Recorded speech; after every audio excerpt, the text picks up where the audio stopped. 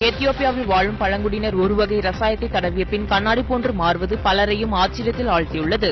வேட்டையாளர்கள் வனப்பகுதிகளுக்கு சென்று வேட்டையாடும் போது பூச்சிகள் கடிப்பதில் இருந்து பாதுகாக்கவும் வனவிலங்குகளின் பார்வையில் இருந்து தப்பிக்கவும் ஏராளமான யுக்திகளை கையாண்டு வருகின்றனர்.